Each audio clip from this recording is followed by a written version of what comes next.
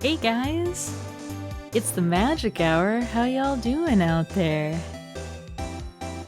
I hope you're having an excellent day so far. Happy Friday to everyone out there. So, I thought we could continue our playthrough of Phoenix Wright Ace Attorney. We are midway through episode 4. So, here we are talking to Larry at the park. Hey, Virtue! Happy Friday! How you doing today? Alright. Yeet indeed. So, the last time we were together, we had talked to Larry, who filled us in about his new Samurai Dogs venture he has going on here at Gourdy Lake. He told us everything that we wanted to know, and now it's time for us to go back to our law office. Yeah, the Wright and Company law offices. So let's go ahead and move back. Here we go. What is it? Oh, nothing. Just something's been bothering me. Could you show me that autopsy report once more? Hey! I remember now. This guy. He's a lawyer that was at that office Mia worked at. I met him once when I went there to hang out with Sis.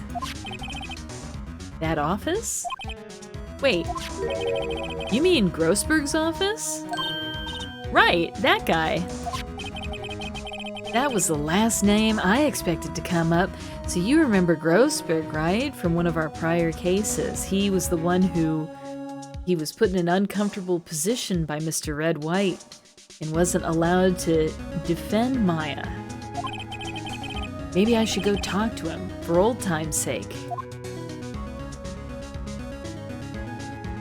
Alright, well, no time to lose. Let's go ahead and head on over to Grossberg's law offices. Oh, he never got that painting back, it appears. Remember, he used to have a big painting right here. Ahem. Ah, that old familiar clearing of the throat. Aha! You're Mia's something, are you not?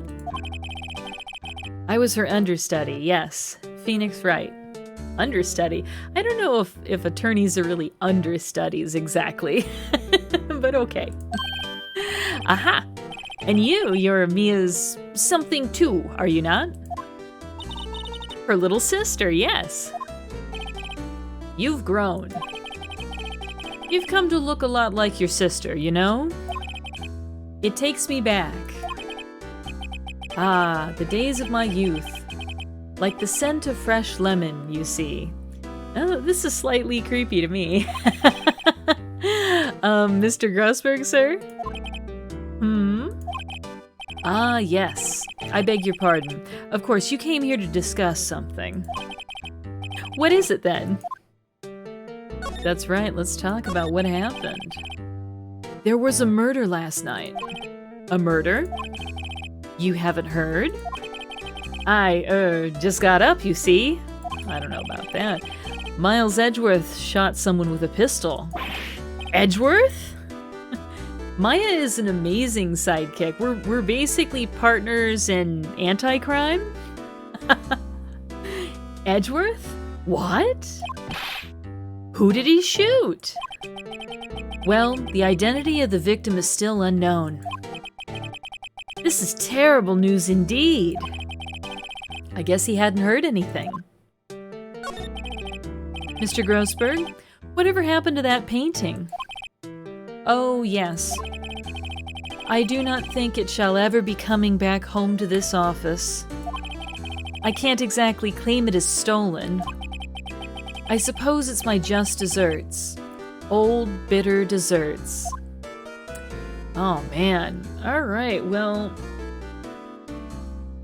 I think the next most logical thing for us to do is present him with some of the information we have and See if he can tell us anything. Yeah, why don't we start with this autopsy report?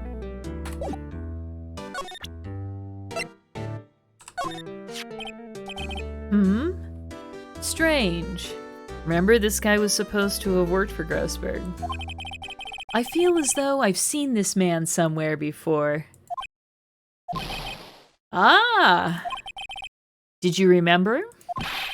He was a lawyer, here, in my office. That's Hammond, Robert Hammond. Mr. Hammond. And you say this is the man Miles Edgeworth shot? Indeed, right? Alright, maybe he's got more to say now. Who is this Hammond guy, anyway? Mr. Hammond. He was the defense attorney in that case. That case? Yes, the DL6 incident. Ah, right. So, of course, the DL6 incident was the one involving Maya and Mia's mother as the spirit medium, right? DL6? Why does that sound familiar? Perhaps you remember? I'm sure someone mentioned it during the trial for Mia's murder. That was the incident where the police were so at a loss they used a spirit medium. Wait, you don't mean... Was that medium my mother? Yes, my dear. The spirit medium Misty Fey, your mother, contacted the spirit of the victim. But the case was a loss. No conviction was made. The DL6 incident, yes. Happened 15 years ago. A very strange case indeed. Ooh, you hear the music change? That's how you know we're getting into something good. When the music changes up. They never caught the criminal, right? Correct. Misty Fey used her powers to talk to the spirit of the late victim. Her testimony led to charges being laid against one man. But Mr. Hammond won the case and the suspect was declared innocent. And the police blamed my mother, calling her a fraud. You were the one who helped her out then, right, Mr. Grossberg? Yes. Yes, quite. Thank you. No, please, don't mention it. DL6. Never thought I'd hear that name again. But wait, what does that case have anything to do with Mr. Edgeworth? It has everything to do with Mr. Edgeworth, my dear. The victim in the DL6 incident was none other than his father, Gregory Edgeworth. What? His father? Ooh, now it's getting intense. If you want to know more, you should ask him yourself. Show him this. I'm sure he'll talk to you. Wait. This is a photograph of my mother. Misty Fey's photo added to the court record. All right, with DL6 Incident Exhibit A on the back. All right, well, I guess that would be our next stop then. We gotta show this new photo we have to Edgeworth and get his reaction. I wonder what he's gonna do. All right, well, we know where we can find Edgeworth. He's in the clink. He's locked up.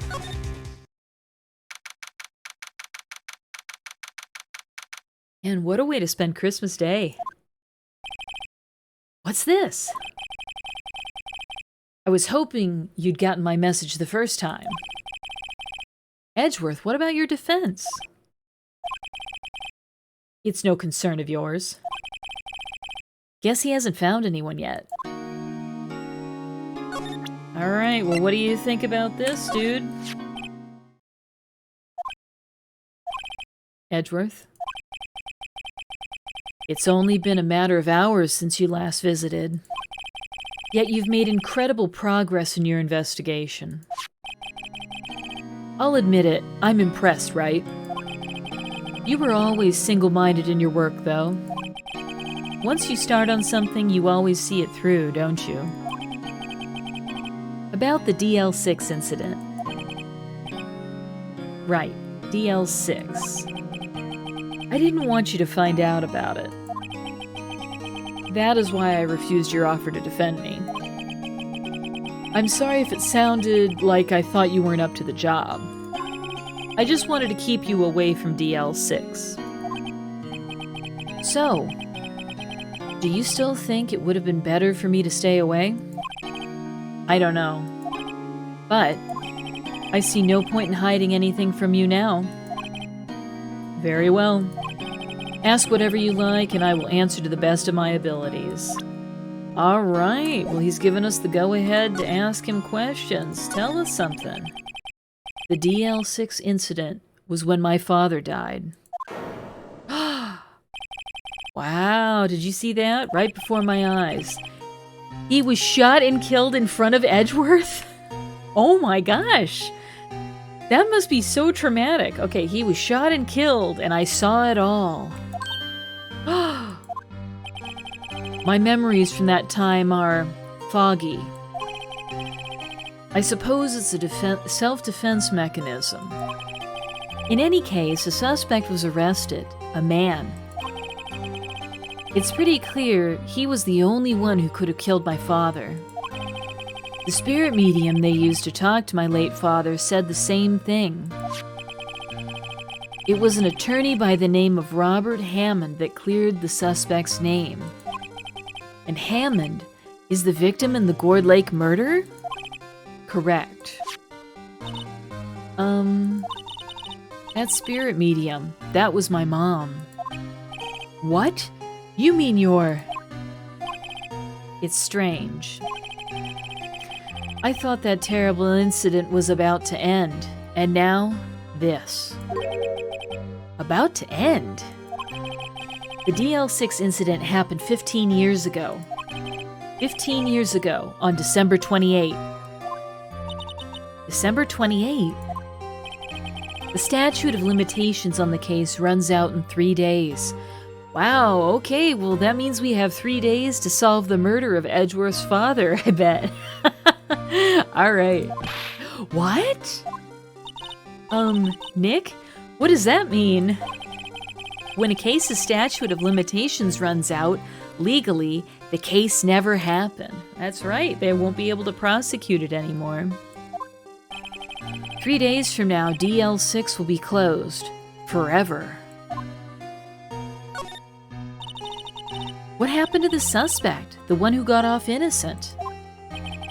I don't know. He disappeared from public view. Nobody knows where to. If he's still alive, he'd be about 50 years old now. I guess I can understand why he'd go into hiding. It'd be hard to live a normal life after being a murder suspect in such a big case.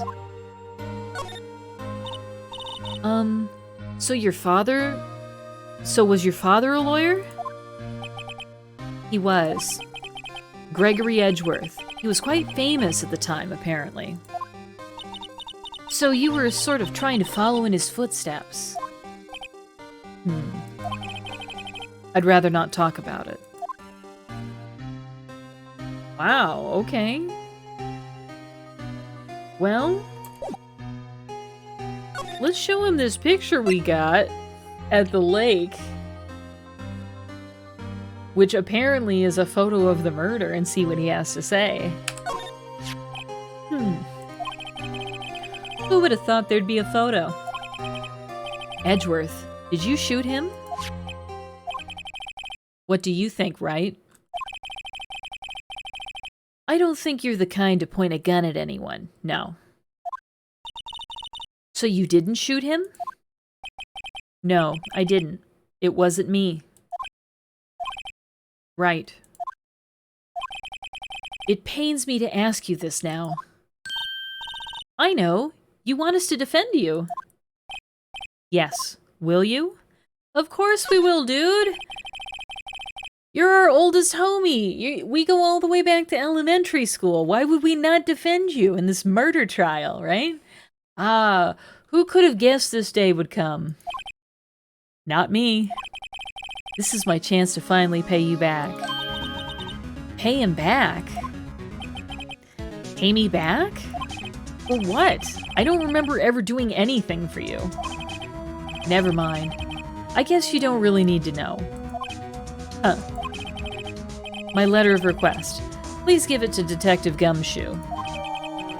Alright, so Edgeworth is requesting us as his attorney now. Well, I guess we should. What's that? Earthquake! Nick!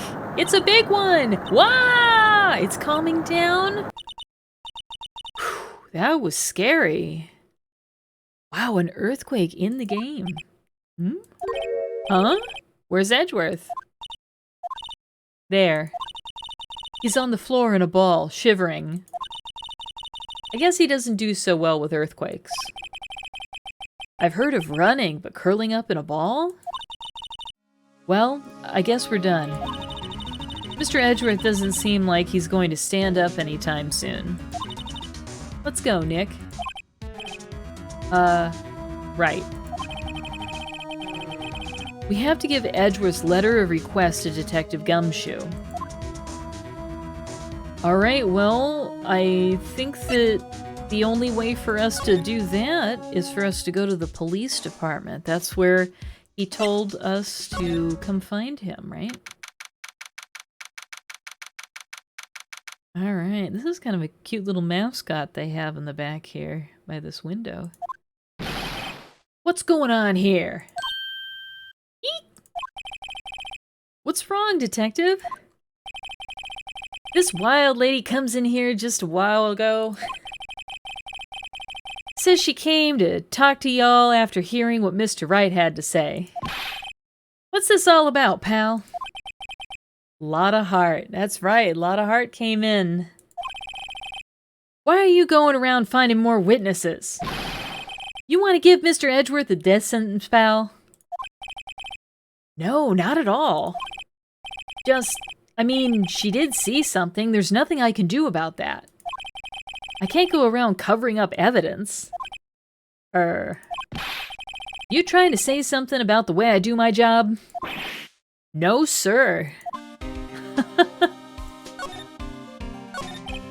So, what did Miss Hart say? She says she saw Mr. Edgeworth fire the pistol. What? She even had a photograph to prove it. Right, I saw it too. But you really can't tell from the photo who it is shooting.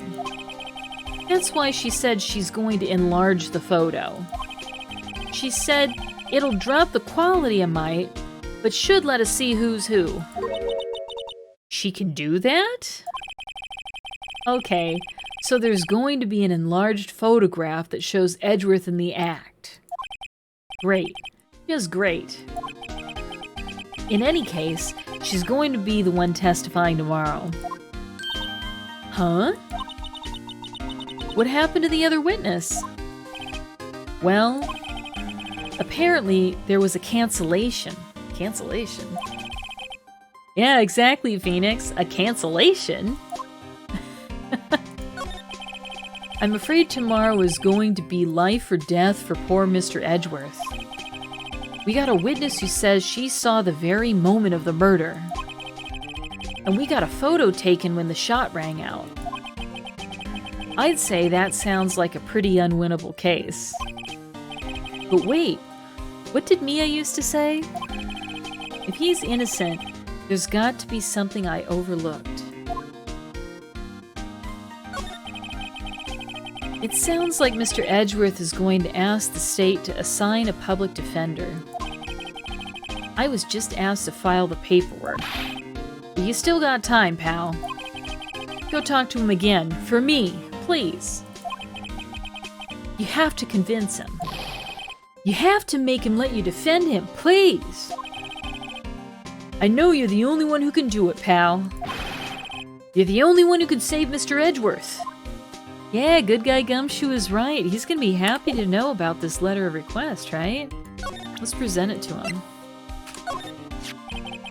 Look what I got. Hey, you did it, pal! Glad I waited till the last minute to file those papers. I'll rip them up and start new ones for you. Thanks, Detective. Well, see you in court tomorrow, then. Good luck, pal. Oh, hey, Rizo! Good to see you. How you doing today? Hey! You guys feel that earthquake a little while back?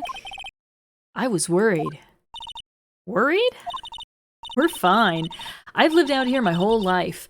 I'm pretty used to them by now. Oh, I wasn't worried about you two. I was worried about Mr. Edgeworth. Oh, right. He did seem to overreact a little, now that you mention it. Yeah, well, I'm not surprised. It was a pretty big quake. I'm going to go check in on him. You two go eat and get your rest for tomorrow's trial. Later. I wonder what it is with Mr. Edgeworth and earthquakes. I wonder. He was never that scared of them when he was in school. Then again, I only really got to know him in 4th grade. Oh, it's the flashback. Time for a flashback, you guys. He transferred to another school after that. I wonder what happened to Edgeworth. Oh, to be continued. Man, we gotta get that Edgeworth backstory. Alright, time to save before court. Let's go ahead and overwrite our data and get back into it.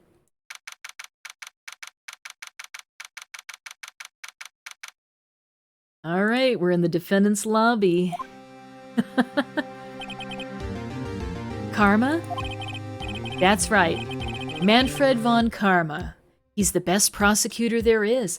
Oh, that's right, of course. Since Edgeworth is the person that's on trial, we need another prosecutor to step in to prosecute the case against Edgeworth. So, Manfred von Karma. He hasn't lost a case in his 40-year career. Sounds brutal. He is a god of prosecution, right? A god. Not a single case? He'll do anything to get a guilty verdict. Anything. Sounds like someone else I know, Edgeworth. Huh. You don't understand. Extremely sus. Anything to get a guilty verdict? That is extremely sus. I mean, he'll really do anything. Manfred von Karma is a man to be feared. That's quite a claim coming from someone who forges evidence. He taught me what it really means to prosecute. What?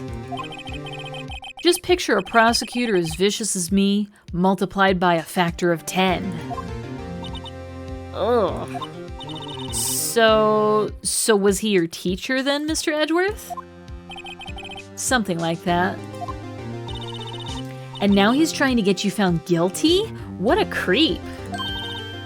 Oh, wait. Maybe he's planning on losing on purpose to help you out. Not a chance. He hasn't lost once in 40 years. 40 years! He's as ruthless as me times 20. That's pretty ruthless.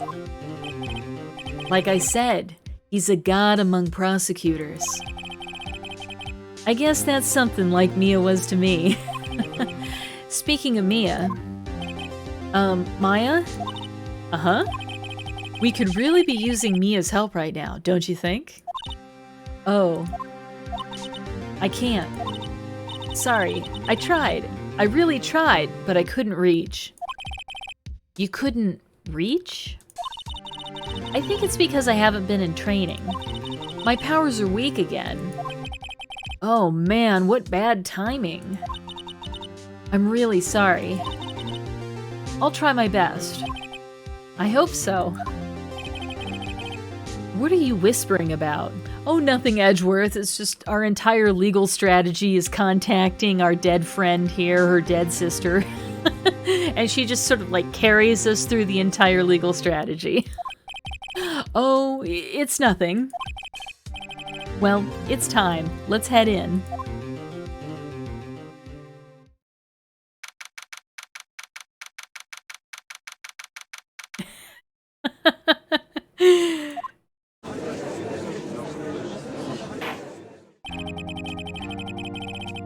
Court is now in session for the trial of Miles Edgeworth.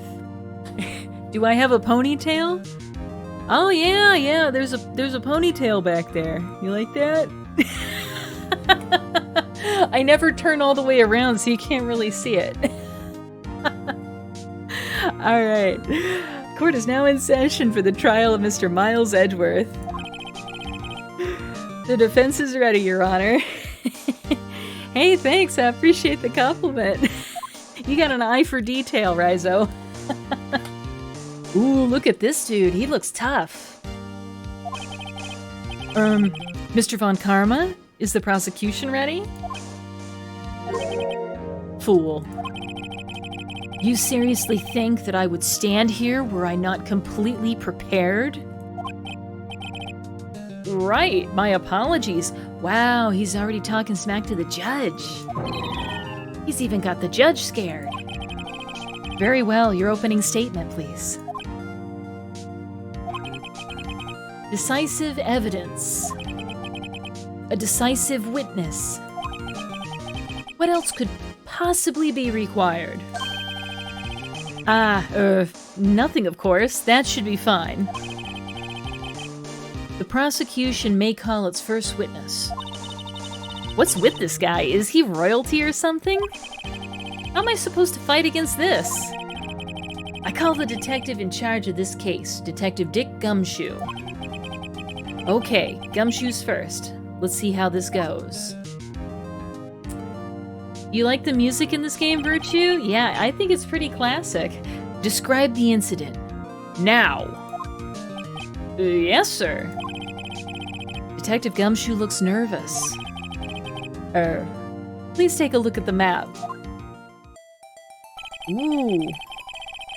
The murder happened late Christmas Eve, around midnight.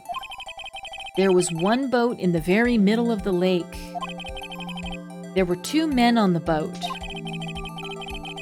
Now, there happened to be a woman camping here on the edge of the lake. At 12:10 a.m., she heard 2 pistol shots. Then, the boat started to move. It went toward the boat rental shop.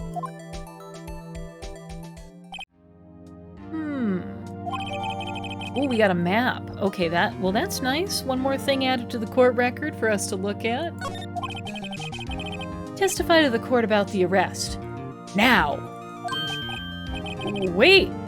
Mr. Von Karma. Yes? Actually, I'm the one that's supposed to be handling these proceedings. He got the no finger. Did you see that move? Can you imagine doing that to a judge in real life? No, Your Honor. Wrong. There is only one thing you need to do here. You will slam down your gavel and say the word guilty. That is your role. Yes, of course, you're quite right. No, he's not. All right.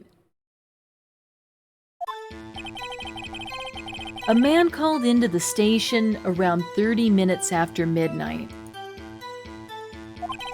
We headed to the scene of the crime as fast as we could. That's where we found Mr. Edgeworth.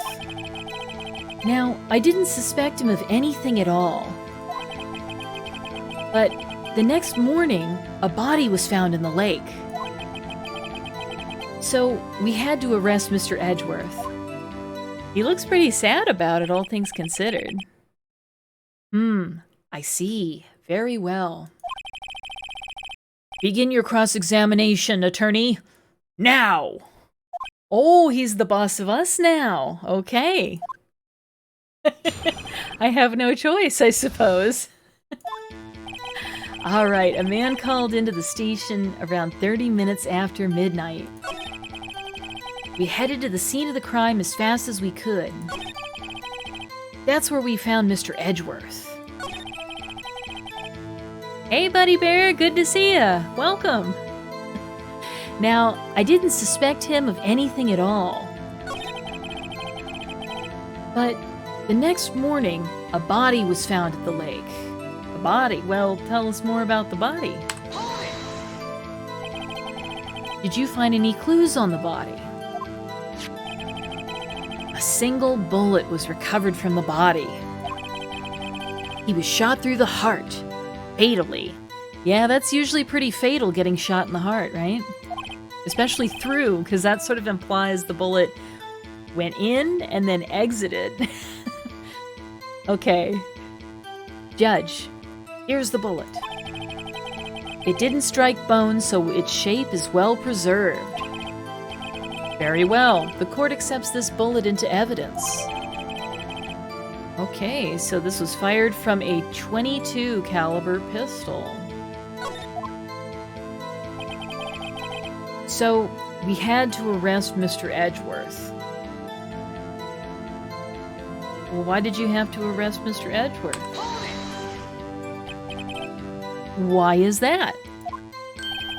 Well, we found the murder weapon in the boat. The murder weapon? A pistol. Detective Gumshoe.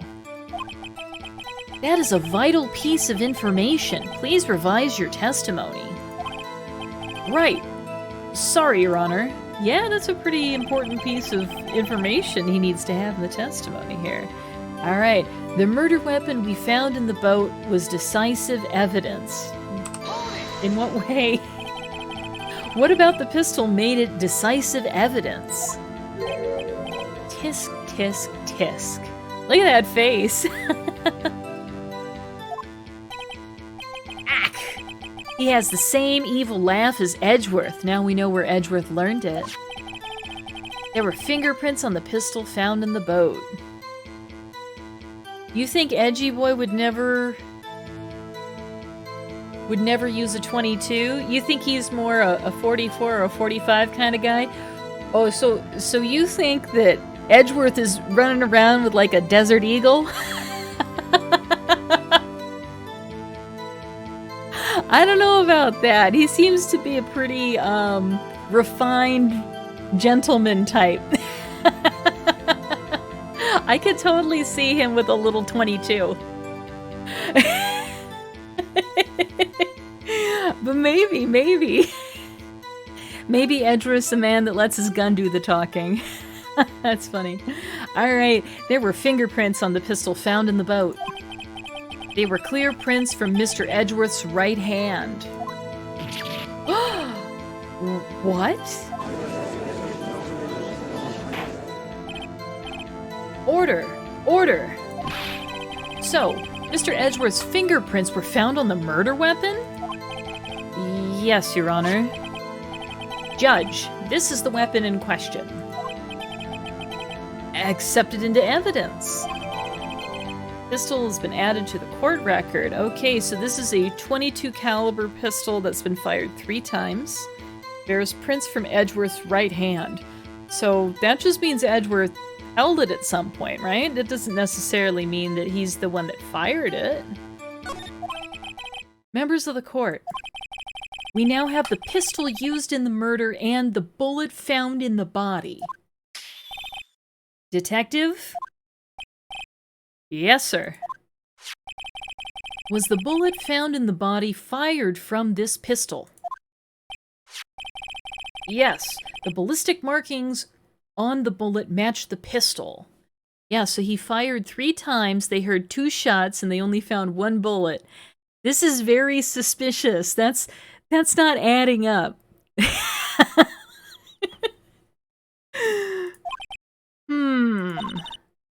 Hey, Nick. What does he mean, ballistic markings? Shocking. To imagine someone here does not know something as basic as ballistic markings. Nick. He's glaring at me. Tisk. Very well, I'll explain. Actually, Judge, you do it. Me? This dude's really bossy. Ballistic markings are like the fingerprints of a gun. The barrel leaves distinctive marks on each bullet it fires. You can examine these ballistic fingerprints to see which gun fired the shot. It's quite accurate. Indeed. This leads to one inevitable conclusion. The bullet found in the victim's heart was without a doubt fired from this pistol. This pistol, which as you may recall, was covered with the defendant's own fingerprints. Oh. Order! Order! This is bad. This makes it look like Edgeworth did it. Well, Judge? I'd say it's almost decisive, yes. Honestly, I could declare a verdict at this point. However... Oh, no, no, no! You got the no-no finger again. No, no, no! You wish to hear this witness speak, no doubt. Very well. I am somewhat fatigued, and so I will take a brief break. I will call my witness after the recess, which will last 10 minutes. Oh, okay, so he's the director. He's just telling us all what to do. Judge. Yes? What are you doing? A 10-minute recess. Now! But, wait, Just bang your flimsy gavel and get on with it, man! Yes! This court will take a 10-minute recess. Who's running this court, anyway? I agree, Phoenix. Alright, so we're going to the defendant's lobby. Edgeworth, what's going on here? Your fingerprints were on the murder weapon. And that foggy photo makes one thing clear. The only one who could have shot that man was the person in the photo. True. Was that you in the boat? Yes, it was me. What? But you must believe me, I didn't shoot him. Then who did? I don't know. You don't know? Weren't you right there? I heard a gunshot from very close by. Then the other man fell from the boat. I can't say why, but I thought at the time that he had shot himself. You mean it was a suicide? That's the only explanation I can come up with. Huh. How am I going to convince anyone of that? Say, Maya? Huh? What? Any progress with Mia? Oh. Sorry. It's no good. Ugh. I know. I'm no good for anything, am I, Nick? If I can't call my sister, I might as well not be here, right? Aw, that's not nice. No, I need you here. No, of course not. I need you here. You're my sidekick. You can't leave yet. We're not done with the adventure. I can see you're always trying to help out. Even if you don't actually help, it's the thought that counts, right? Okay, Nick. You don't have to make me feel better. I don't know anything about trials or defense. What's more, I'm a spirit medium who can't even contact spirits. Aw, everyone has their off days. I mean, I've just been getting lucky lately. But you never know when my luck is gonna run out. Really? Whoa, right. Don't jinx this case any more than it already is. It's bad for my heart. Oh, sorry. Whoops. You think I should boot her out? But once in a while, she saves the day. Poor Edgy's, right? Yeah. Court is back in session. Mr. Von Karma, call your witness. Yes. Will Ms. Lotta Hart take the stand? All right, our favorite Southerner is back. to give her testimony. Lot of heart. You are a research student at a university? That I am. Good. Begin by telling us what you saw the night of the incident. And don't add anything trivial or subjective. Understand? Yeah, she doesn't look very pleased about that. Y'all need to learn some manners. No, no, no. Understand? Yeah, I understand. Very well. Your testimony, please.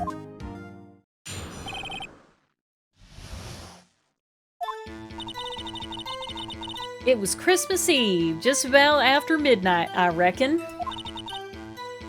I was in my car. I heard this bang come up from the lake. When I looked out the window, I saw two gents in a boat. Then there was another bang. There was a nary thing on that lake but that boat. Enough. Huh? Judge. She happened to take a photo of the incident. This is that photo, accepted as evidence. Well, this is a surprise. This looks like the very moment of the murder. Oh, of course. Yeah. Oh my gosh. Order. I will remove people from this courtroom if I do not have order immediately. As the witness testified, she looked at the lake when she heard the shot. There were no other boats on that lake. So, the man in the boat with the victim must have been the one who shot him. Yes, it was the defendant, Miles Edgeworth. Oh man, this doesn't look good. Order, order, order! I will have order! Well, Judge, the evidence is decisive. I have very little doubt about this case. Very well. This court finds the defendant... Wait a minute! Yeah, wait, Your Honor! I haven't cross-examined the witness yet. A cross-examination? No. We have photographic proof. What question can there possibly be? This photo is worth 1,000 words, and they all read, guilty. Ooh, you lose. Or, do you claim to have found a contradiction in her testimony? Ooh, look, the music is changing.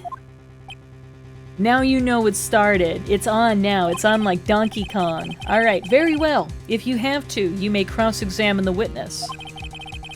You will only flounder and ask meaningless questions. You will fail to find anything. And then, I will have you...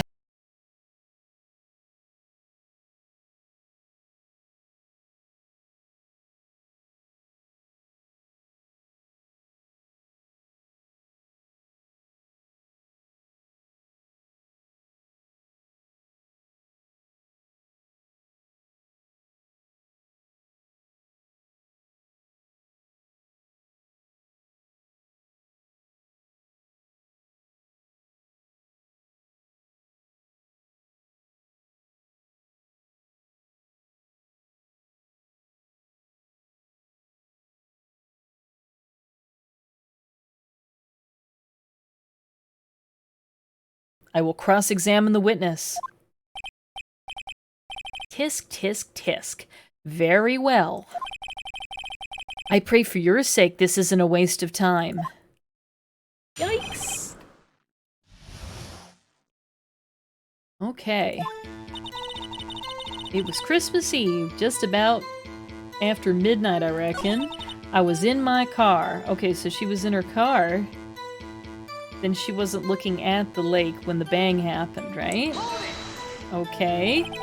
Why were you camping there anyway? I'm a research student at my university. I was taking pictures to use in my research.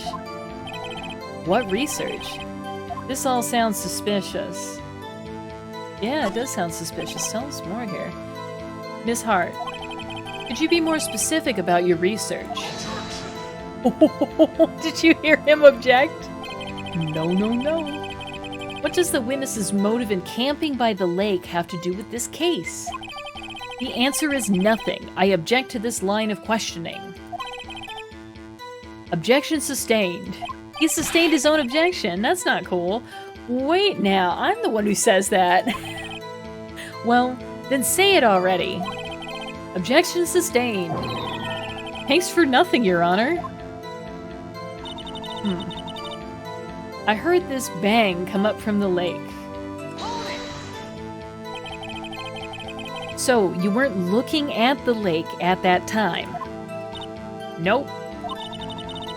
I looked after I heard that noise. She said that already. I asked you to find contradictions, not leisurely chat with the witness.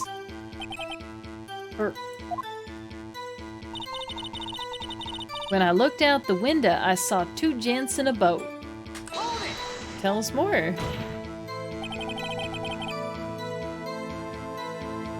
Well, she heard two bangs, Riza. She heard two of them.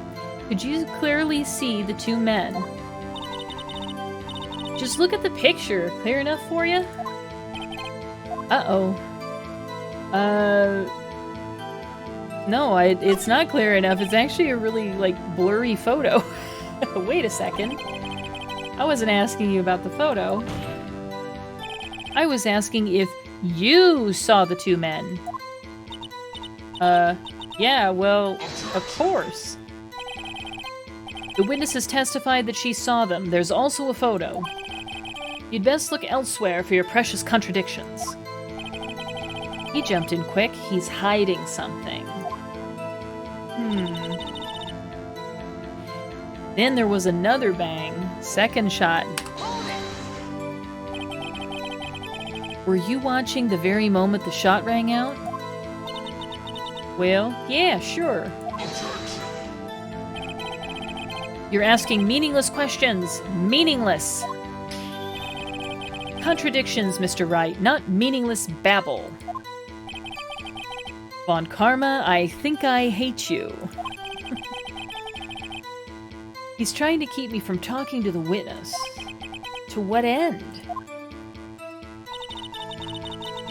There wasn't nary a thing on the lake but that boat.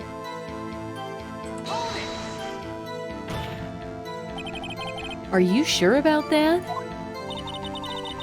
Yeah, sure as a country gal can be. That sounds pretty sure. Well, I guess we should press her further.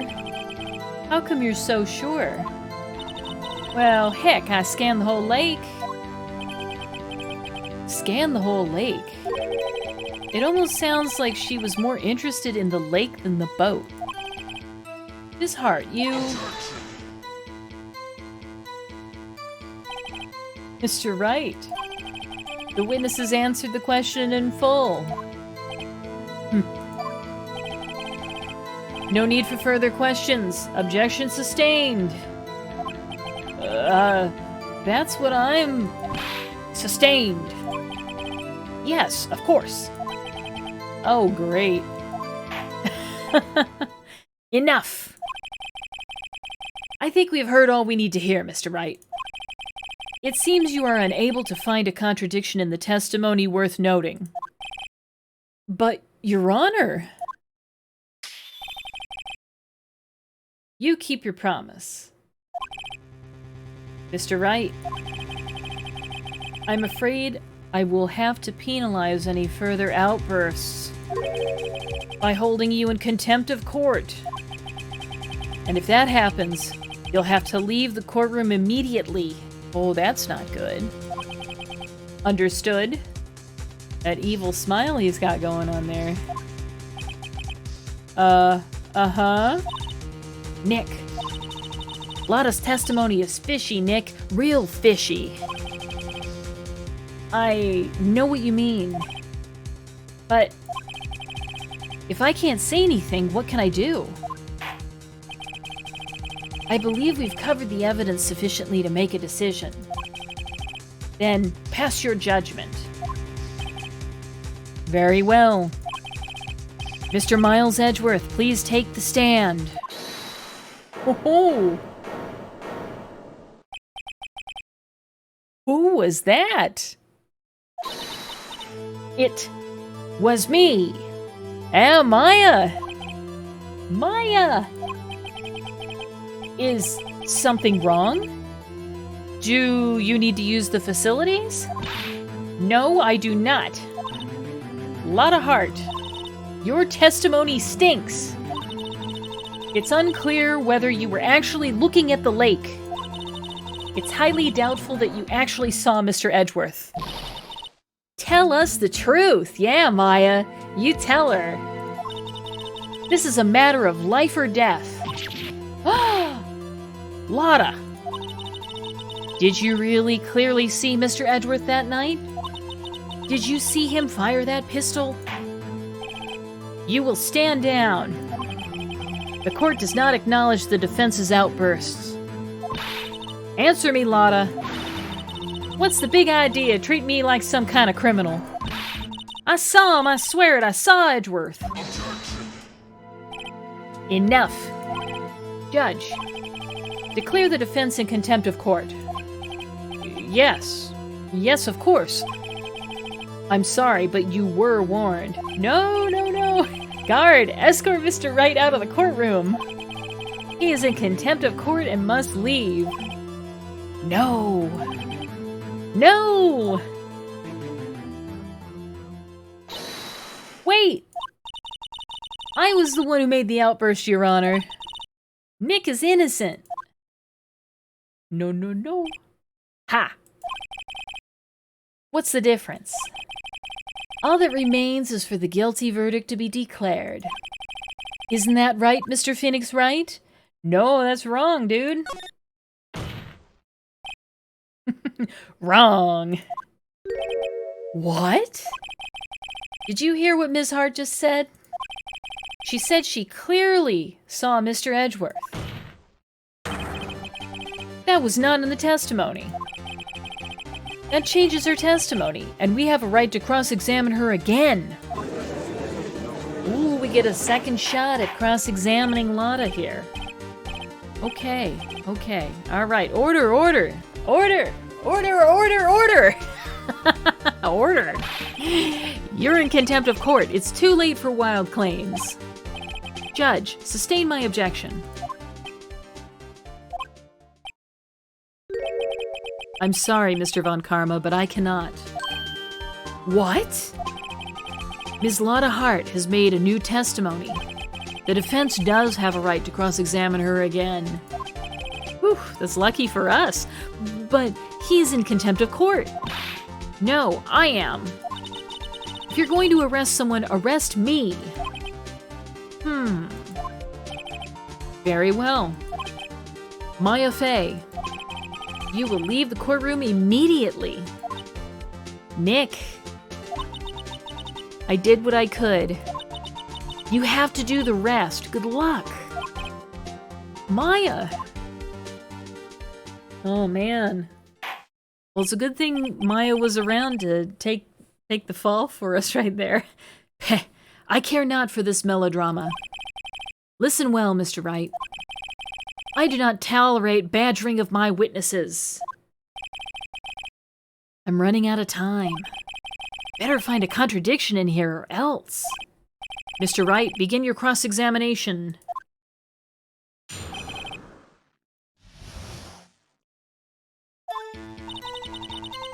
I saw it clear as day. The man on the boat was Mr. Edgeworth. Well, I don't think it was clear as day because that photo looked kind of foggy to me.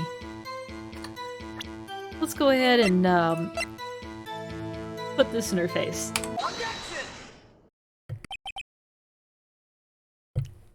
Gotcha. Gotcha, Miss Hart. Finally. What? You got what? Look at this photograph. The photo I took? The very same. There's something I want you to see in this photo. It's quite clearly visible. The fog, Ms. Hart. So? This picture was taken with professional, high-quality film, correct? Yet, even it could not capture the faces of the men on the boat. Yet you claim you saw Mr. Edgeworth. How? What? Mr. Wright has a point. Oh, you think she killed him, huh? I don't know, maybe. That's why I told her not to say that in her testimony. Please. Yet, now she has said it, Mr. Von Karma. How could you possibly see Mr. Edgeworth? Explain yourself. Ms. Hart. What? Did you see the defendant that night? Of course. I said I could and I meant I could. Then please testify as to the circumstances of your sighting. I did it. I finally found a hole in Von Karma's carefully vague testimony. Oh, you think she was trying... So you think she was trying to kill Edgeworth and accidentally killed the other guy by mistake? Wow. There's a lot going on in this story. Maybe. You're right. It was a cold night and the fog was thick as grits. So once I was finished setting up my camera, I got back in the car.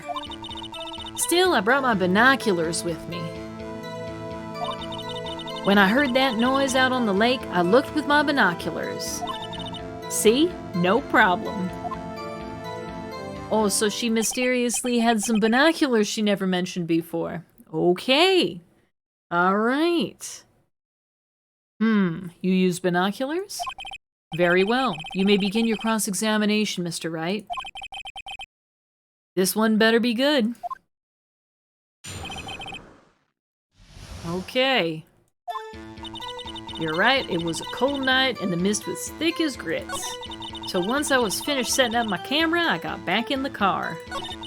Still, I brought my binoculars with me. Alright, well tell me about these binoculars. Binoculars? Yeah, binoculars.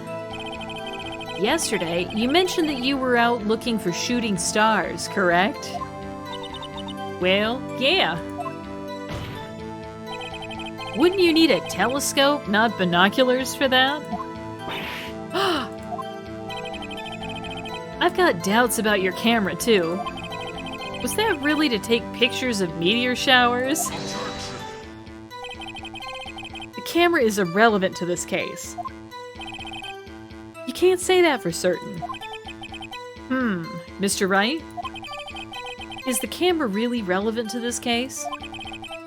If you believe it is, you may continue with this line of questioning. But know this. If you find nothing with this, there will be consequences. Oh man. Okay. Well, Mr. Wright, do you wish to press further about the camera? We got no choice, right? We gotta press him further. There's no way but forward here. This is a make it or break it time. The camera is of utmost importance, Your Honor. It is, perhaps, the key to this entire case. Therefore, I will continue my line of questioning. Wow, maybe I went a little overboard there. Very well. Ms. Hart, you will testify to the court about the camera. Yeah, I hear ya. Camera was set up to take pictures of a meteor shower. Was it really? I don't know about that. Ms. Hart, what made you choose that lake to photograph meteors? You know, the fog gets thick on that lake. It's not very suited to stargazing. Yeah, well, you see, I guess I wasn't thinking too straight, huh? Mr. Wright, I will not have you badgering my witness because of her challenged intellect. Challenged intellect? The shade of it all. Whoa, okay, Von Karma. Now, wait a minute. Continue your testimony. You were saying how it was that you saw Edgeworth. No unnecessary comments, please. When I heard that noise out on the lake, I looked with my binoculars.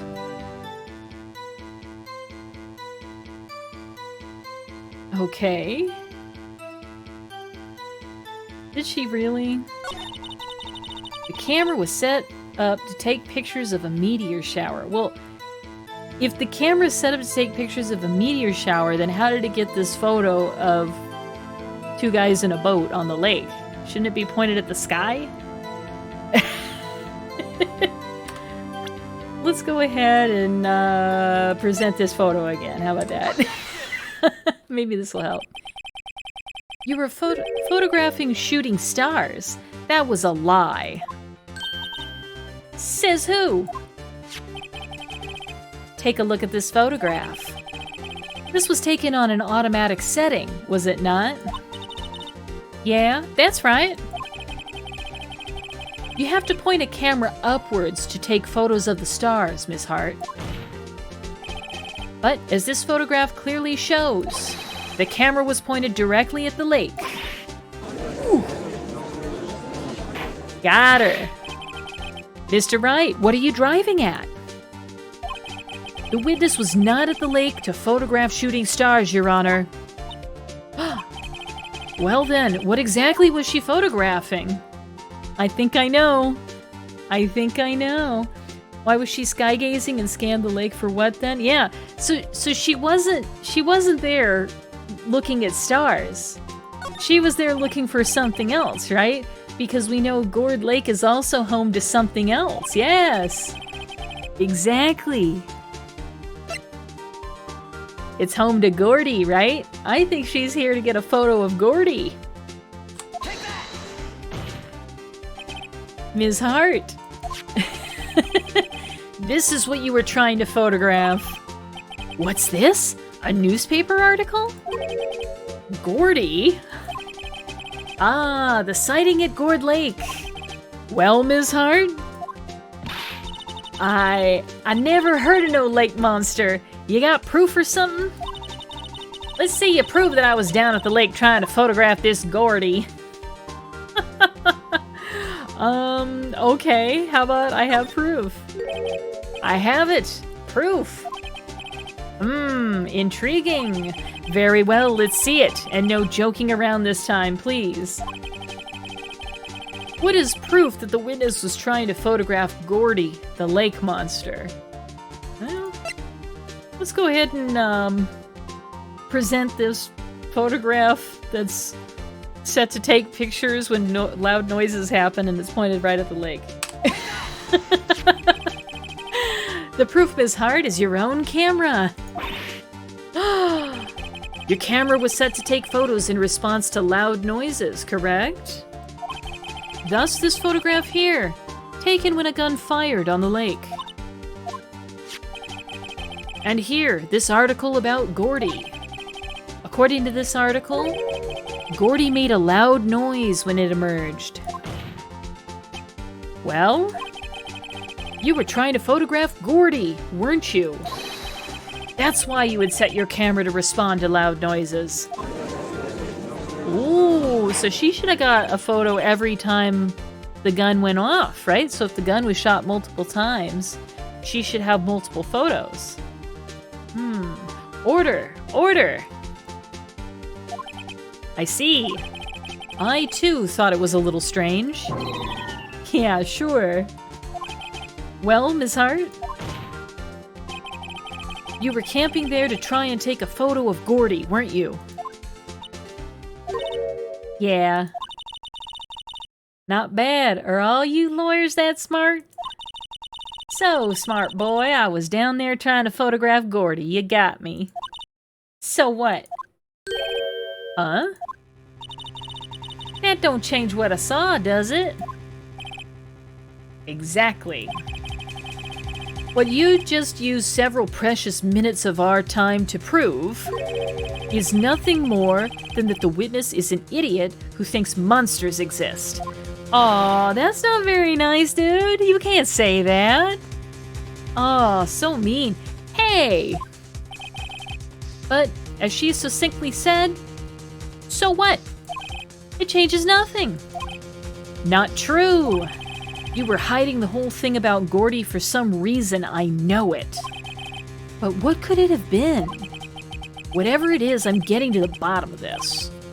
Mr. Hart, or Ms. Hart, why did you hide the fact that you were searching for Gourdy from this court? It does discredit her, I think you're right. Please revise your testimony. Right. Fine, I'll testify. It won't change nothing, though. Something will change. It has to. And I'm going to spot it.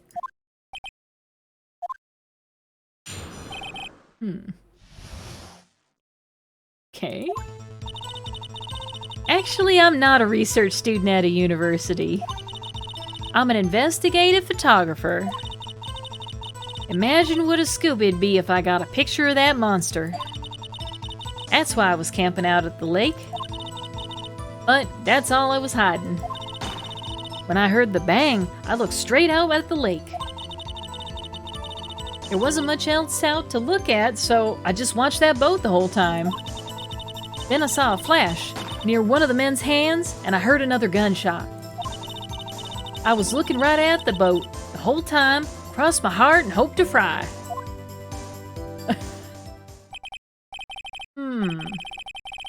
Well, Mr. Wright, you may cross-examine the witness. Objection. The witness's testimony is unchanged from before. Whether she is a research student or a photographer has no bearing on the case. There is no need to waste more of our time with another pointless cross-examination. Objection. I claim the defense's right to cross-examine the witness, Your Honor. Juan Karma's up to something, I know it. He doesn't want me to cross-examine her because... why? Was there a contradiction? Very well, you may begin the cross-examination. You seem sure of yourself. You must have something in mind. Ha! That would be a first. Haha, very funny. You understand that this is your last chance at a cross-examination, Mr. Wright? If there is no problem with the testimony this time, we will let the witness leave. I will announce my verdict at that time, Mr. Wright. Understood? Ooh, the stakes are getting really high now. Yes, Your Honor. That's right, now she's saying she saw a flash by one of the men's hands. Actually, I'm not a research student at a university. I'm an investigative photographer. Well, tell us more about that. An investigative photographer? Yep. You get your photo and you sell it to the press. It's that kind of business. I was taking pictures at my sister's graduation last year. And guess what? What? There was a UFO just hanging in the sky. A UFO?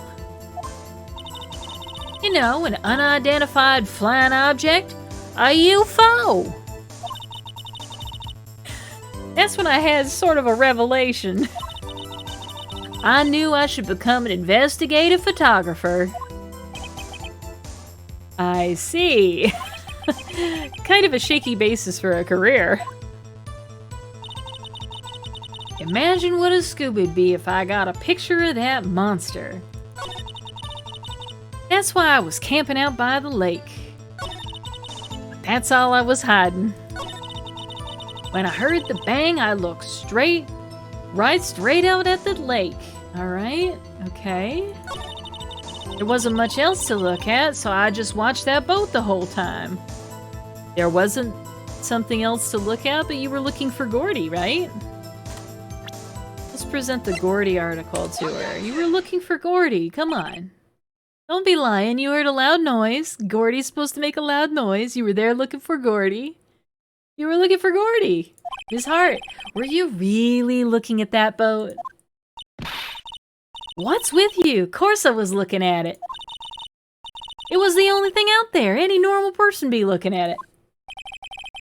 I agree. Any normal person would. But you are far from normal. Oh man, poor Lotta. She's just getting it from both sides here. What? Y'all want to step over here and say that? You were camping at the lake to take a picture of Gourdy. Think about it. What would you do if you heard a loud noise? You'd be scanning the lake for any sign of Gourdy. That's what. You wouldn't give the boat a second thought. Ah! Mm-hmm. Exactly, right? Order. Continue, Mr. Wright. You testified that you were watching the boat through binoculars. However, you wouldn't need binoculars to watch that boat. You needed them to search for Gourdy, and that's what you were doing.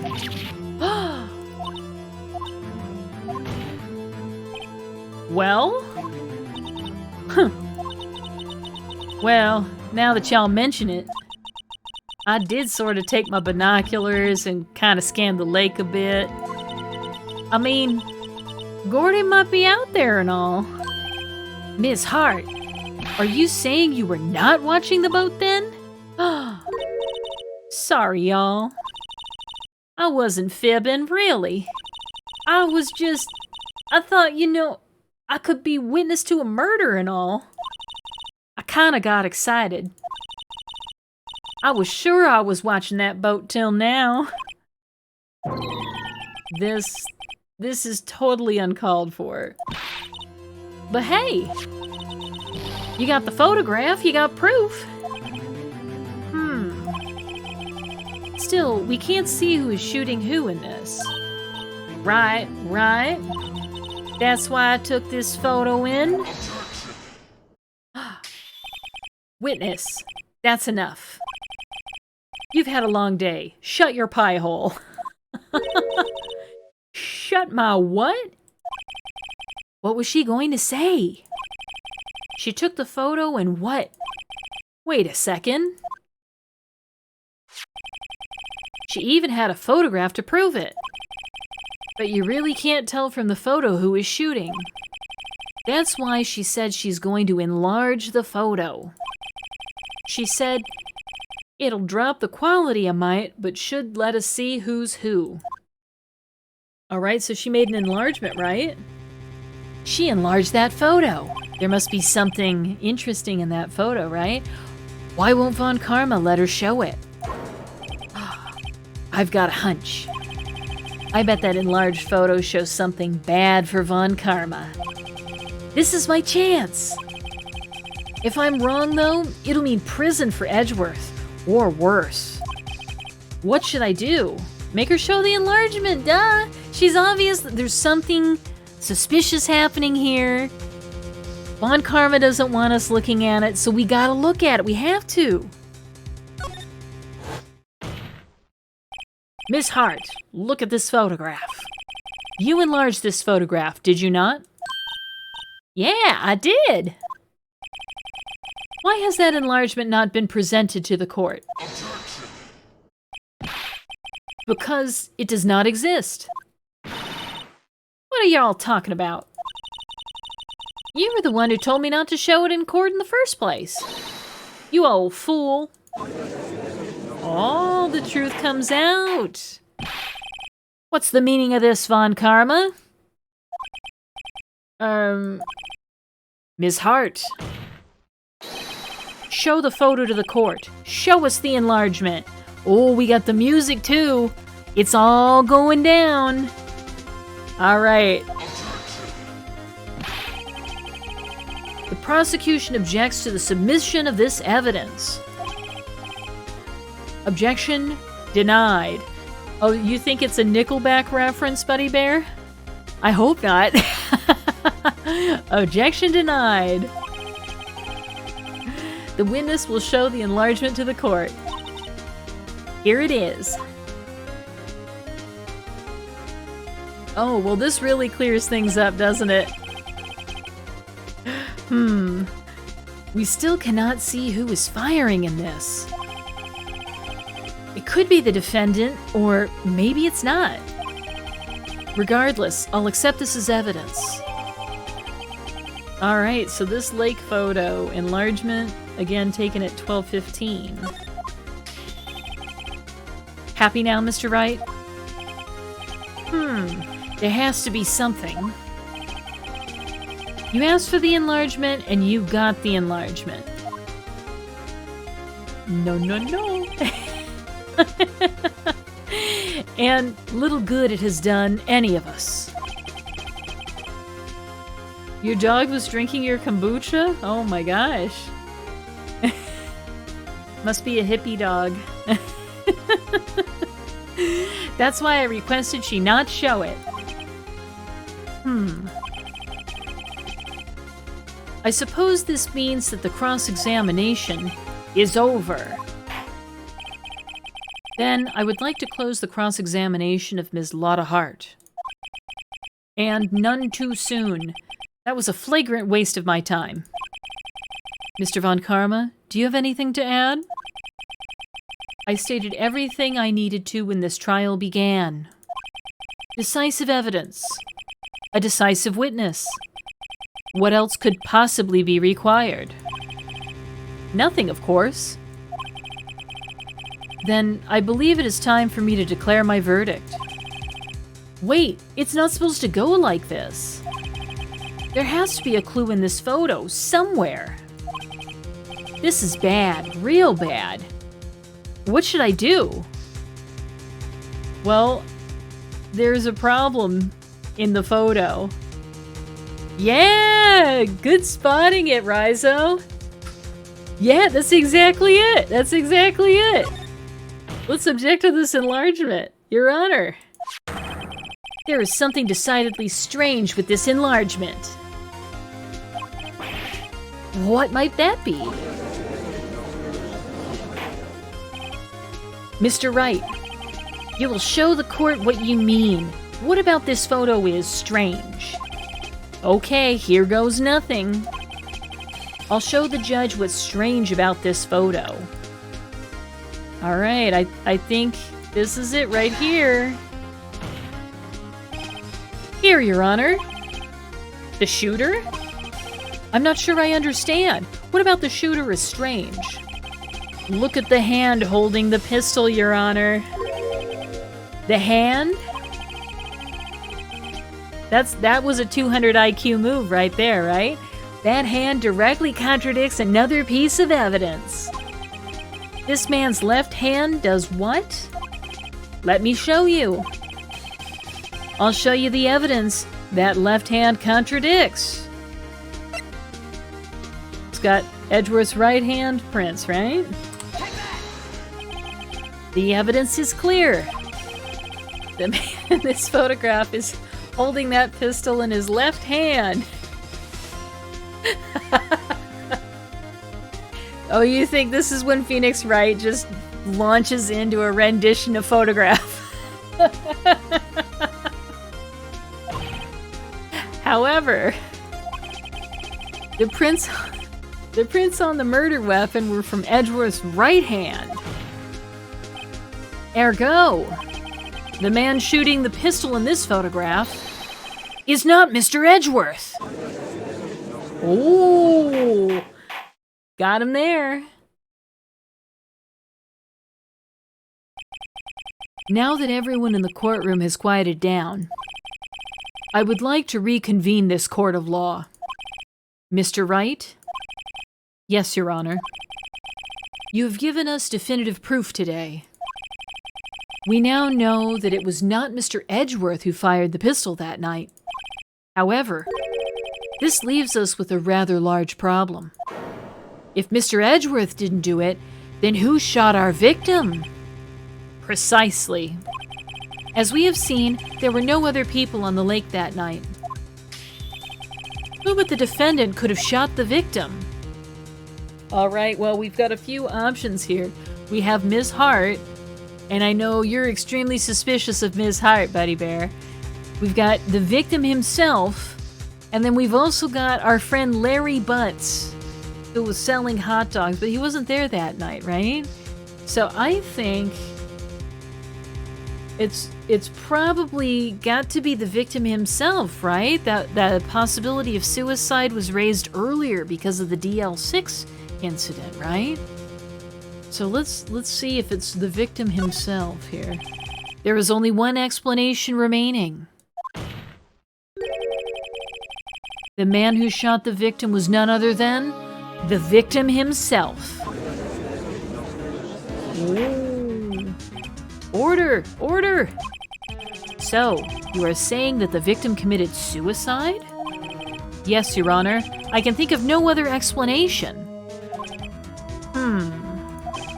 Indeed, that does seem to be the only remaining option. I'm so very, very sorry, Mr. Wright. But suicide is out of the question. What? An examination of the victim's wounds reveals the distance at which he was shot. The distance. The victim was clearly shot from further than a meter away. A meter?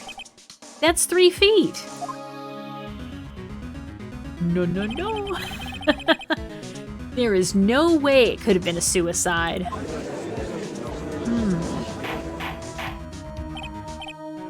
Order! Order! Mr. Von Karma, are you sure of the accuracy of your data? Of course. I had already considered the possibility of suicide, you see. Okay, shot from approximately 1 meter away.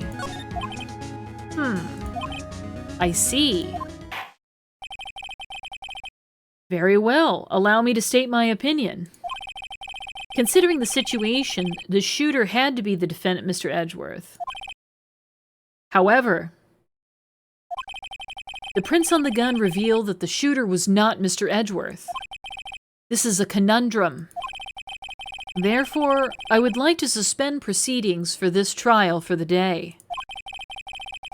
The court orders the defense and the prosecution to further investigate this matter. Understood? Yes, Your Honor. That is all. This court is adjourned. Whew.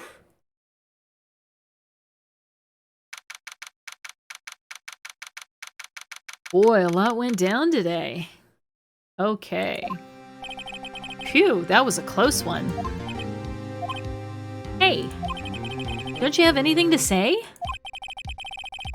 No, I have yet to be declared innocent, right? Well, yeah, but what happened out there on that lake anyway? If he didn't commit suicide, then who? The shooter was about a meter away, too. What? Don't give me that look. I did not kill him. I was just kidding around. Huh. Look. I'm gonna go check on Maya. Oh, right. What? Tell her something for me. What? Whoa. Tell her to watch what she says in court. That's all. Would it kill you to just state how you really feel with a thanks, Edgeworth? I requisitioned a transcript of Lotta's entire testimony. I thought it might give me some ammunition for the trial tomorrow. Of course, she didn't see the shooter. So the only part of her testimony that stood was the bang she heard. Lotta's deposition added to the court record, I heard 2 sounds like gunshots just after midnight. Okay. Ooh, to be continued. All right, we're just chugging along in this investigation. All right, let's save the game. And move forward. We got to do a little more investigation. There's got to be more evidence for us to find, or another witness, or something, right? Maya. Hey, Nick, it's you. I'm glad Mr. Edgeworth made it through the day okay. It's a relief. Hey, why'd you do that anyway? I don't know. I just knew I had to do something. I know I'm not the lawyer my sister was. I'm sorry. Well, you did save the trial. Just behave from now on, okay? Okay. Alright, does she have anything to tell us? Have you been questioned yet? No, not yet. Detective Gumshoe was here just now. He said, seeing as this is your first offense, we'll let you go after questioning. Whew. Oh, and he wanted me to get bail money ready. You can pay for me, okay? Huh? How much? I don't know. I guess they'll send you a bill or something. Why do I picture giant bales of money every time I hear the word bail? Any luck with Mia? None. I can't get through to her at all. I tried. I really did. I don't know what to do. I think I probably shouldn't have stopped my training. She sounds like she really did do her best. I should check and see if there are any waterfalls in the local area. I wonder if I'll ever see my sister again. Alright, well, I guess we need to go back to the lake and investigate some more then. So let's go back to entrance of Gourd Lake, huh? Anything here? There are fewer than there were yesterday, but the cops are still around in the park. I wonder if Detective Gumshoe is here today. Alright, well let's move further into the park. Let's go to the public beach. Somebody's here. Haven't seen Larry around today at all. Probably off paying through the nose on a date with the lovely Kianse. Oh, you have a theory, huh? What do you think's going on here? Let's go check out the woods. Maybe is Lotta here? Oh, you think Lotta Hart killed the guy, huh? Maybe so. Maybe we'll find some evidence here. Oh, hey! It's our old pal Gumshoe. Good to see you, dude. Hey, Detective Gumshoe. Hey, pal. The trial today. Yes? What about the trial? Well, I was going to say good show, but it wasn't really all that. Though you did save Mr. Edgeworth, I guess. I just wasn't sure how to thank you, you know? Thanks. Well, tell us what's going on, dude, Detective Gumshoe. Any idea what strategy Von Karma is planning for tomorrow? It sounds like he's bringing in another witness. Another witness? Oh, right. He said something about that in the trial today. There were 2 witnesses. 2 witnesses. I was wondering who that other witness was. Who was it? Sorry, pal. As much as I'd like to, I'm not at liberty to divulge that information. Right. Oh, right. I wanted to ask you something about Edgeworth. What's up? Is he afraid of earthquakes? I never heard anything about that before. Mr. Edgeworth doesn't talk about himself too much, see? But there's one thing that's clear as day. Him hating crime the way he does, and him becoming a prosecutor, and him being scared of earthquakes, it all started with that incident. The DL6 incident? Yep, that's the one. 15 years ago. He saw his father shot before his very eyes. He still feels the pain now. You can see it in his eyes. I wanted to talk to you about Maya Fey. Huh? She's not out on bail yet?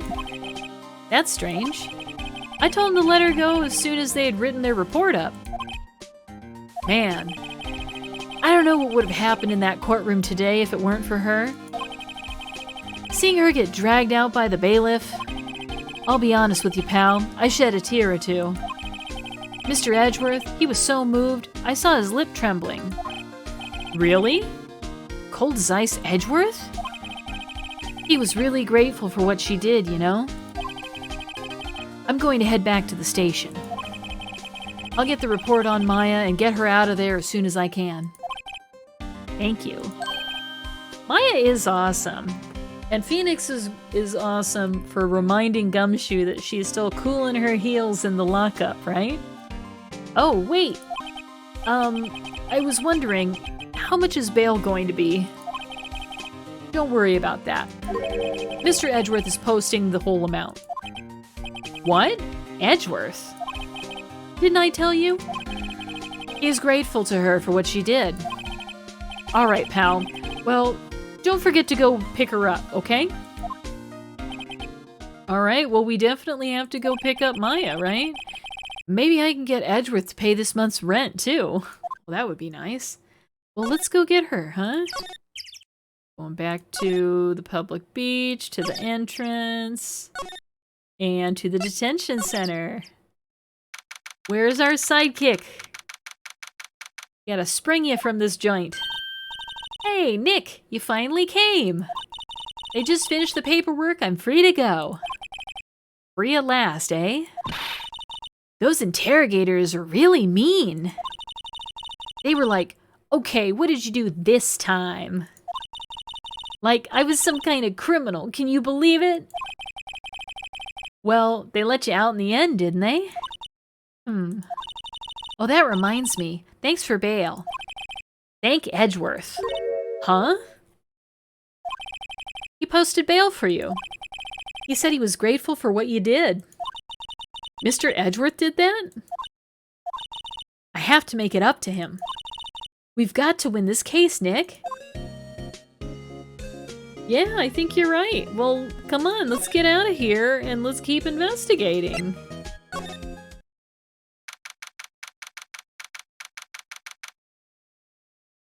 So you think it's hard because of the Scooby-Doo theory, huh? It definitely could be. It's a little suspicious that she was out there all by herself, claiming to be a witness and all this.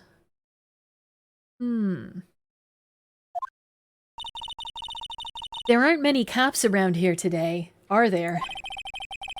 They're probably back at the precinct, working up the case against Edgeworth.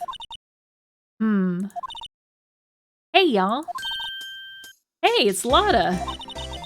Y'all really did it today. What did we do now? No, I'm not complaining. See, I did a little thinking. A little self-reflection, you might say. I realized that being a witness is a mighty big responsibility. But I just went up there and started blabbing any old thing that came to mind. Lotta. So, you see, I want to make it up to y'all. Make it up? Make it up to us. Tell me more. What did you think of the trial? To be honest, I was doing it half just to say I'd been a witness.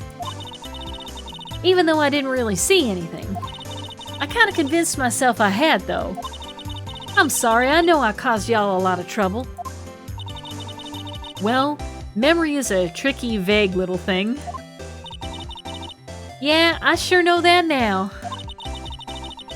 I'll be fine the next time I witness a murder. Right. You mean the first time you witness a murder? What about Gourdy? Right. Well, the way I figure, the trial's only stoking the flames of Gourdy fever. I'll get my exclusive photos and rocket to stardom. All right, Lotta, you go, girl. I wish I could be an investigative photographer, too. Finish your spirit medium training first. Lotta, what do you mean by making it up to us? Well, you see... Actually, I got a bit of information for you. What? That Von Karma didn't want me to say nothing about it. What information? Now we're getting to the heart of it. See, I reckon we might be able to do ourselves a little exchange. Exchange? I thought this was to make it up to us. Right. I propose a little exchange to make it up to you. What? Information don't come cheap, my friend. Hey. I see you thinking, my, how unsophisticated these southern folks are. It's written all over your face. Let me tell you, most southerners are way more sophisticated than you. I'm just the exception, okay? Well, what'll it be? We gonna deal or not? What do we do, Nick? Oh gosh, what do you think? I think we need to make a deal with her, because she's got some more information, but I don't know. The other thing about her you think is suspicious is that she fled and didn't say anything after the murder. Okay. Yeah, she didn't report it, right? Because it was a guy that called the police. That's what Gumshoe said. Alright. Make a deal. Okay. We don't have any other leads, so I don't think we have a choice here. Okay. How much? Huh? You completely off your rocker? I may not be sophisticated, but I'm not trying to rob the poor. Huh? The only fair exchange for information is information. Listen good. What I need from you is information about Gourdy. Whoa, whoa, whoa! Gourdy? But Gourdy doesn't... I mean, Gourdy might not exist. Then bring me proof that shows he don't. I'll be keeping watch from the car, okay? You see something, y'all come to me first, got it? Okay. Right. See y'all later. Okay, so now we just need to prove that a thing that doesn't exist doesn't exist. Okay, Nick, let's go hunting. Hunting? You don't seriously mean Gourdy? I sure do. What about Edgeworth? We're searching for Gourdy for him, Nick. Don't you get it? Okay, and how exactly do we search for a make-believe monster? Maybe we can find a monster myth specialist? That's right, we're about to go on a snipe hunt, right? Alright, well let's see if there's anyone hanging around this place. Oh, what's going on here? Look, it looks like the Steel Samurai. What's that? The Steel Samurai, Nick? Yo, Maya! Hey, it's our old friend Larry Butts. Larry, what the heck is that? Oh, it was my girl Kiance's idea. She was all, if you like, put this here, it would be like really cool. Dude, she gave it to me along with the banner. Wow, that's real impressive she could find those for you. Well, she knows a lot of people. And that show's finished now, so she got them for free. Right. Alright, let's talk to him, see if he knows anything. Yo, Nick! What happened with Edgy? Well, we made it through the first day in court all right. I don't know how good our prospects are from here on, though. Huh. Hey, Larry. Did you know Mr. Edgeworth's secret weakness? He's terrified of earthquakes. He acts like a little boy. Huh? That's weird. I don't think he was ever like that in school. No? Really? Well, we were only in the same class for a little bit. He transferred schools pretty quickly. Transferred? Right, when the DL6 incident happened. Doesn't look like Larry knows about it, though. Hey, Larry. When did you get that big thing? Huh? Oh, the big guy? I've had that for about a month, yeah. It's a big hit with the kids. Why wasn't it there yesterday? Huh? Huh? Oh, right. The compressor was busted. Compressor? Yeah, it's that little unit by my hot dog stand. That's what I used to put air in the Steel Samurai. It broke a little while ago, so I sent it in for repairs. Oh. And here I thought you'd inflated it by yourself. Alright, well, thanks for the 411, Larry. Let's get out of here. Why don't we go back to... let's go see Gumshoe. How about that?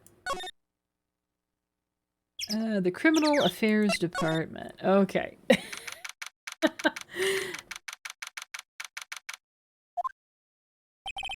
Hey there, pal. What's up? You look sorta out of sorts. Wait, you didn't go and do something that's gonna hurt Mr. Edgeworth's case again. What do you mean again? Whatever. Have a seat, pal. I'm here for you if you need anything. Besides money, that is.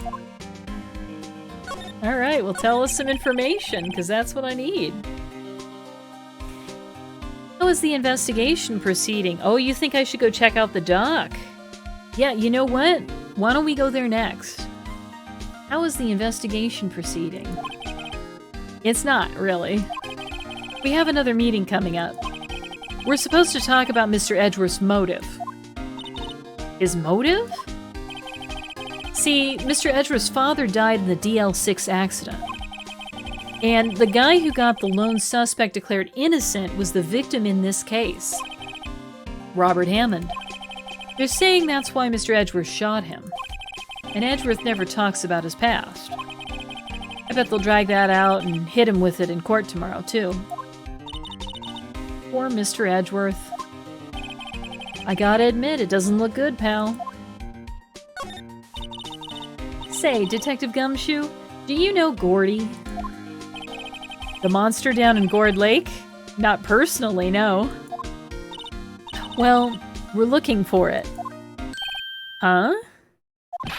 Are you out of your minds? Hey? You got time to go wild monster hunting? How about doing a little questioning for me, then? Oh? Detective Gumshoe is scaring me, Nick. I told Detective Gumshoe about the deal with Lotta. Nick, try telling him sooner next time. Sorry.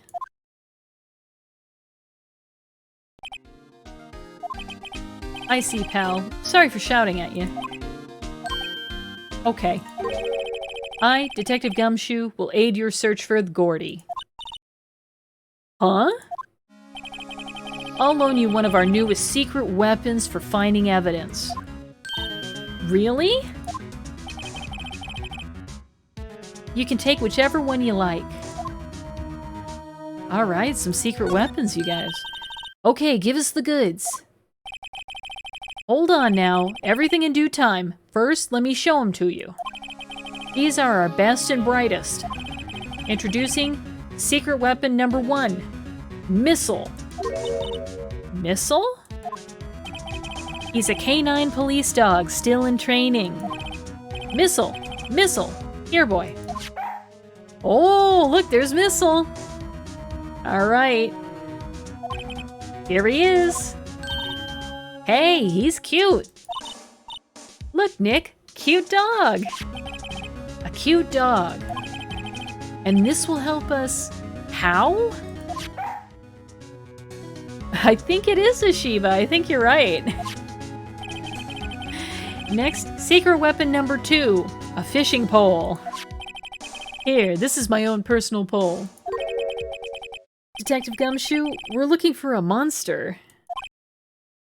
Yeah. How are you supposed to catch a whole sea monster with a fishing pole? Never know till you try, pal. Okay, this next one is the last one. No, please, I'm already overwhelmed by our choices. Secret weapon number 3, a metal detector. Here. Detective Gumshoe, we're looking for something alive. Right. How are we supposed to find it with a metal detector? Hey, you never know. It might have been eating soda cans. Well, which will it be? I can't make up my mind, Nick. They all seem so perfect. I can't make up my mind either, for the totally opposite reason. Oh well, I suppose it can't hurt to borrow one of them. Alright, here's what I'm gonna do. I'm gonna save the game. And let's see what happens. Let's go ahead and borrow Missile. Can we borrow Missile? Sure thing, pal. Be good to him. He's so cute. Oh boy. Alright, he is very cute with shiny eyes. Oh, you think that I need to take the metal detector to the boats to look for shells. Okay. That might be helpful. Well, let's take Missile first and see what happens. Okay. We're going to the beach. Hey, Nick! Missile's been acting strangely. Missile? Oh, right. That little creature of the detectives. Hey, I love little doggies. Good boy, good boy. Oh, Larry, look out. He doesn't look like such a good boy right now. What's wrong, Missile? Oh, go off, Missile. Eee, Missile! Missile! Whoa, stop that thing! Cannibal! It's eating my samurai dogs! Oh, Larry! My samurai dogs! Wow, he ate every single one. I'm sorry, Larry. Sorry? Sorry, don't pay my bills, Nick. It's going to have to this time. Alright, sorry, Larry. I think that's probably not the secret weapon that we need right now. Let's go back to see Gumshoe. And see if we can get a different secret weapon. Detective Gumshoe, can we borrow one of the other things? Huh? Yeah, sure, pal. But I have to take the last one I lent you. Department policy. Well, take your pick. Which will it be? Alright, well... I think the metal detector probably is the one that we want. I wonder what happens if we borrow the fishing pole, though. Well, let's check it out. Can we borrow that flimsy-looking fishing pole? Sure thing, pal. Oh, if it breaks, be sure to dispose of it properly, okay? Right. Sadly flimsy and of dubious utility. Okay.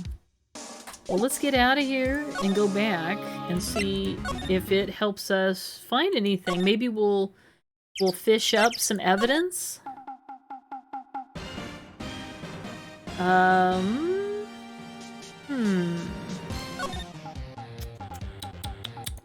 Let's go to where Lotta was and see if we can fish here. Alright. Okay, Nick, this looks like a good spot. A good spot? For what? Time to do some fishing! She's serious. What are you gonna use for bait? Oh. Yeah, oh. I figured something like this would happen.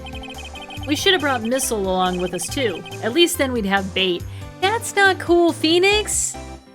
That's not cool! Missile is not bait, dude. Nick, how could you? I'm kidding, I'm kidding.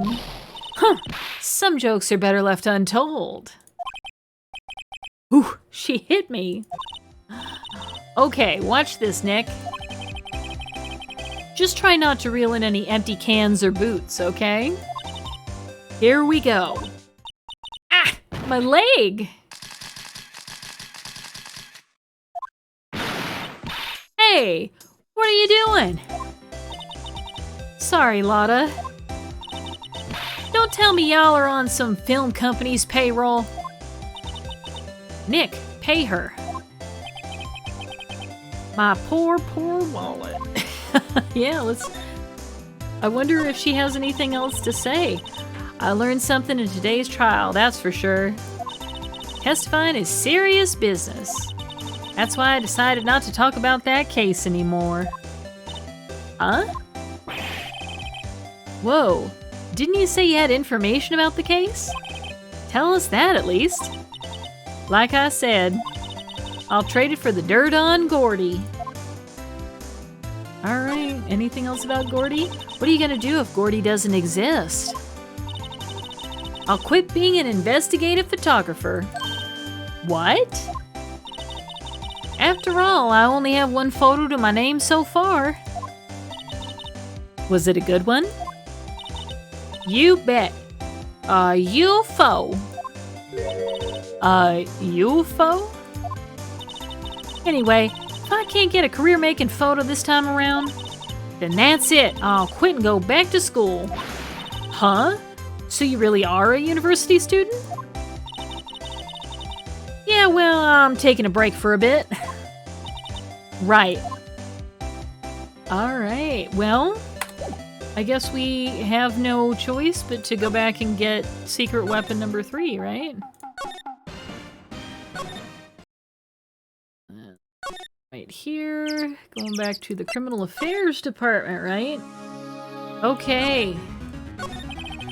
Detective Gumshoe, can we borrow one of the other things? Yeah, sure, pal. But I have to take back the last one I lent you, department policy. Well, take your pick. Which one will it be? Alright, time for the metal detector. Can we borrow that metal detector? Sure thing, pal. I'm not sure what we're gonna find with this. Remember, you're hunting for a monster. Anything is possible. Anything. Okay, a useful detection device. Well, let's go back to Gourd Lake, and we were gonna go to the boat shop next, right? So we gotta go to the beach, and now we can go to the boat rental shop. Okay. It's always so quiet here. I wonder if the boat shop is closed for good. Well, with the murder on the lake and all, they're probably just taking a vacation till it blows over. I get it.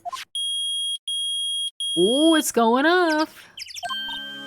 Nick, it's beeping. The metal detector's found something. Sure is loud enough about it. Whatever it is, it must be in those bushes. Go check it out, Maya. Why do I have to check it out? Nick! Look! Huh? An air tank? Huh. The valve looks broken. Thought it was Gourdy. Maya, first of all, why would Gourdy be in the bushes? And second of all, why would a metal detector react to a sea monster? Oh. Huh? There's something wrapped around this air tank. It looks like a string of flags? Well, we might as well take it with us now that we found it. It's heavy. Alright, so this is an empty air tank. The valve is open and a banner of flags is wrapped around it. Okay. Well, we did find something. I guess let's go back to the public beach here. I wonder if Larry knows anything about this air tank, because he's got flags on display all over this stand here. What? An air tank? What about it? Larry, I wanted to ask you about this tank. Is it yours? Say, is this air tank yours? Why would I have a thing like that? Look at his eye twitch, yeah. Look how, look, see how there's a string of flags around this tank valve? It's just like the string of flags around your steel samurai there. Busted! Must be a coincidence. There's strings of flags everywhere these days. Like elementary schools. And used car dealerships. Look, why would I need a tank anyway? How about to inflate something? You used this to inflate that, didn't you? Inflate what? What else? That big puffy steel samurai. Huh? Now, why would you go asking me a question like that? Looks like I hit the nail on the head. Right. Actually, see, the compressor I always used was on the fritz. So I tried using the tank to inflate it just once, and it didn't go so well. As I suspected. Alright, should we ask more about the tank? Let's ask some more. It didn't go so well? Yeah. Do you think you could be a little more specific? Come on. Look, it's embarrassing, so I really don't want to talk about it. Tell us! Fine. Whatever. It's like what I said, the compressor was busted. So I took the tank and I tried to fill the samurai up with that. And then... oh, he launched the samurai. The valve busted open and made this incredible noise. And that tank there took off like a rocket. And it took my poor deflated steel samurai with it. What? Off into Gourd Lake? It sure scared me out of my gourd, that's for sure. Wow, okay. Alright, Larry. Anything else to tell us? So the tank and the steel samurai you were trying to fill up flew away. What happened next? Well, all that happened on the 20th or so. 20th, a week ago. Now, as far as I could see, the tank went flying out into the lake. So I went out every night in a boat looking for it. I mean, Kianse gave me that steel samurai after all. And when did you find it? Just the night before last. Ah, it was out in the lake. Okay. It flew way out there. It took me 4 whole days to find it. The night before last was the night of the murder. So Larry was on the lake on the night of the murder. Sorry for not telling you, Nick. Actually, I was here on the night of the murder. But, you see, I went home before midnight. So, you didn't know about what happened? No. That's too bad. It's not all bad. We've solved one mystery at least. A mystery? Maybe we should go tell her. Alright, well, we do know what's going on with Gourdy, so we could go and tell Lotta, right? Let's go tell her the bad news. Alright, Lotta. Well, Mr. Lawyer? I've got the info y'all need. Y'all got the scoop on Gourdy for me yet? Gourdy does not exist. I'm sorry. Lotta, there is no such thing as Gourdy. What? How can y'all be so sure? Really, Nick? Y'all got some proof Gourdy doesn't exist? The proof that Gourdy doesn't exist is here. Of course I have proof. No lawyer worth his badge would make a claim without the proof to back it up. Here's the proof that Gourdy doesn't exist. Alright, well, I think the proof has to be the air tank, right? Is this is related to Larry's little mishap. Larry's air tank? What are y'all doing with an air tank? This is Gourdy. Excuse me? What exactly are you saying, Nick? There's a stand near here, a hot dog stand. There's a giant inflatable samurai doll there. About a week ago, an idiot, who happens to be a friend of mine, tried to fill it. He used this air tank, and when the valve blew, the tank flew into the lake. Apparently, it made a pretty loud bang when it flew.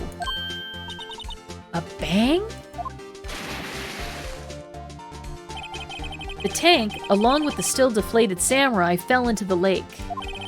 At the same time, a couple was taking a photograph of the lake. This photo. Ah. Wait. So, you're saying that Gourdy is really the Steel Samurai? Oh, she's so sad. I'm so sorry to disappoint you, Lotta. Well, that's a fine way to ruin a gal's dreams. I'm sorry, Lotta. Nah, it's okay. You win. I'll give you your info like I promised. Poor Lotta. Alright, tell us. So, tell us this information you have. A promise is a promise, I guess. I overheard the cops around here saying something about a witness tomorrow. They said he's the caretaker of the boat rental place up the path here. Boat rental? There's someone there? I mean, it looks so deserted. Just an old guy living all by himself. Y'all should go check it out. Thanks, Lotta, we will. Let's get cracking, Nick. Hold on. Something else? Yeah, the night of the murder. My camera clicked twice, you know? That's true. Wait, so you have another photo? Well, yeah, but there's nothing in it at all, just the lake. I figured it wouldn't be much use as evidence, so I kept it to myself. Well, it might not be helpful at all, but here, take it. Alright, so this was taken before midnight, right? 10 to midnight here, showing an empty lake. Bye now, y'all take care. Time for me to pack up and leave. Poor Lotta. It's all Larry's fault. The legend still lives on, I guess. The legend? Yeah, the legend of Larry, familiar to all who know him for any length of time. When something smells, it's usually the butts. Yeah, that's pretty much true. Someone should whip that butts into shape. I agree, I agree. Well, anything else going on here? Let's go back to the shop here. I don't see anyone yet. Hey, Nick! This is the boat shop that Lotta was talking about. You're right. Doesn't seem to be anyone around at all. Well, let's go check it out anyway. Alright. Oh, here's a new location, the Caretaker's Shack. I think this is a good place for us to stop, and we will start next time by investigating the Caretaker's Shack that's finally been opened and made available to us, right? So, thank you so much for tuning in today. I hope that you enjoy the rest of your day, that you're having an awesome Friday. Take care, and I will see you again on Sunday. Bye now.